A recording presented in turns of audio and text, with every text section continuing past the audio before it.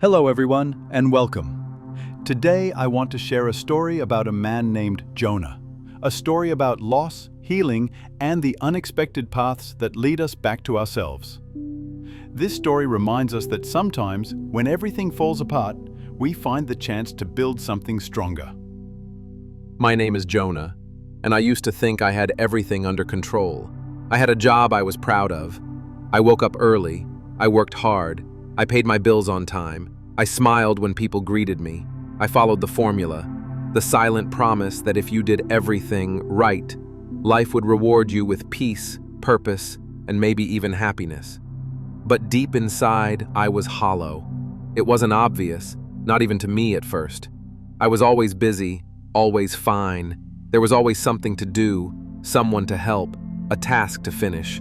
But when the noise settled and I was left alone with myself, I felt like a ghost, present but not alive, functioning but not feeling. Then came the call. It was early, too early, and I knew from the tone in my brother's voice that something was wrong.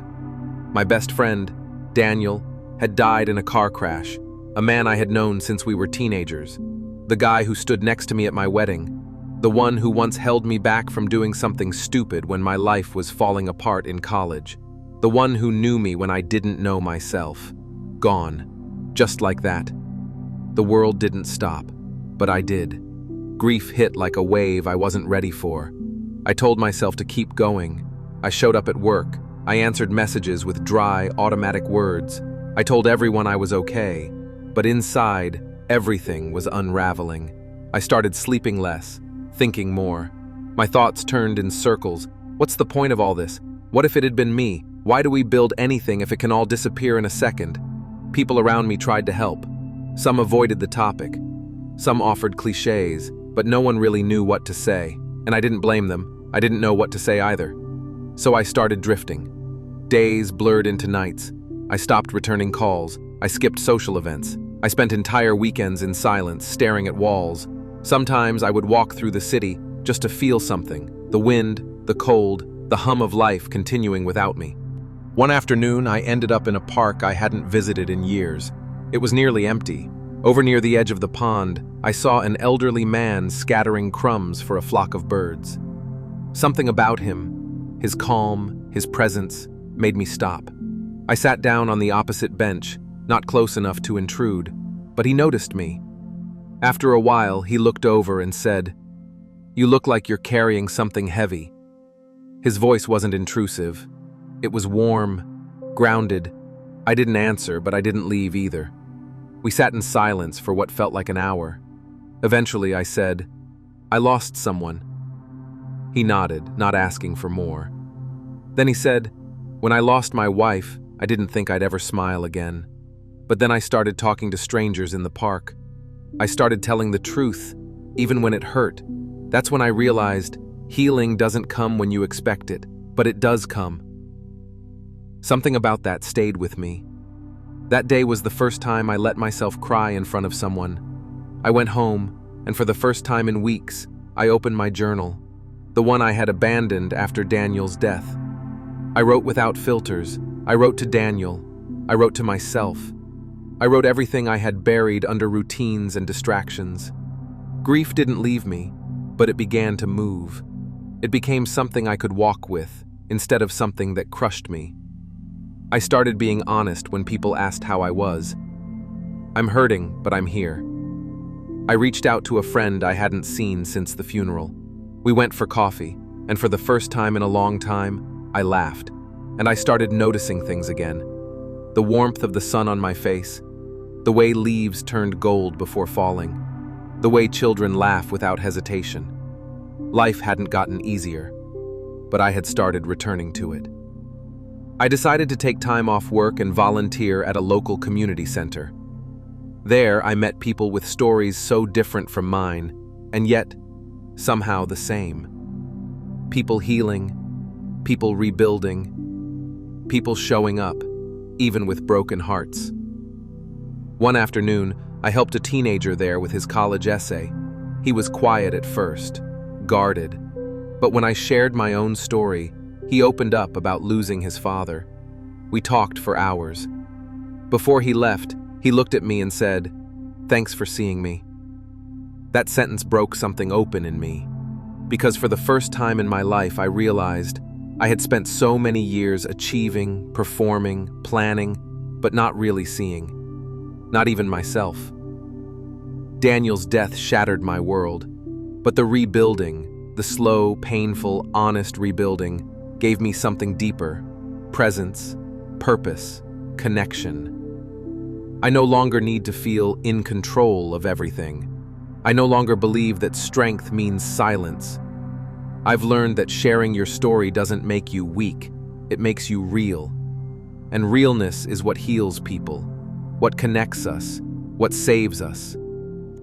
So if you're going through something right now, a loss, a heartbreak, a quiet despair, please hear me. You don't have to hide it. You don't have to fix it all today. Just begin. Just breathe. Just talk to someone. Write, walk, feel, rest, reach. And remember, even when everything falls apart, you are not broken. You are becoming. Jonah's story is not just about grief. It's about what happens after, about the quiet, unglamorous work of healing. It's a reminder that no life is untouched by loss, but also that no loss erases our ability to begin again. Falling apart isn't the end, it's the start of something more honest. Jonah's collapse after Daniel's death wasn't failure. It was a breaking open, the start of discovering who he truly was beneath the expectations, routines, and masks. Healing is found in presence, not perfection. No perfect plan, no timeline, no checklist will ever fix grief or pain. But showing up fully, one day at a time, is where healing begins. Connection is the antidote to despair. It was a stranger on a park bench, a teenager in a community center, a shared laugh over coffee. All of these small human moments helped Jonah reassemble the broken pieces of his life. Vulnerability is a bridge, not a weakness. When Jonah finally spoke the truth, "I lost someone," the world didn't collapse. It opened up. He learned that being seen in our pain is how we return to ourselves. Purpose is often born from pain. The work Jonah now does with others is not despite his grief, but because of it. From his darkest moment came a deeper reason to live, to help, and to connect. Jonah's journey teaches us that pain is not the enemy, disconnection is. And when we let go of the need to be okay and simply allow ourselves to be real, we create the possibility of something stronger, something truer, something lasting. You don't have to be whole to begin again. Thank you for listening to Jonah's story. Maybe you're carrying something too, a loss, a silence, a sadness you don't know how to name. If so, I want you to remember this. You don't have to rush your healing. You don't need to be strong all the time. You just need to be honest with yourself and with someone who's willing to sit beside you in the silence. Healing isn't loud. It doesn't happen all at once. Sometimes healing looks like walking through a park, having a conversation with a stranger, or writing down the things you're afraid to say out loud. Sometimes it looks like crying without hiding it, laughing when you didn't expect to, letting someone see you as you really are. Please don't believe the lie that you're too broken. You're not. You're becoming. You're learning to carry pain with grace.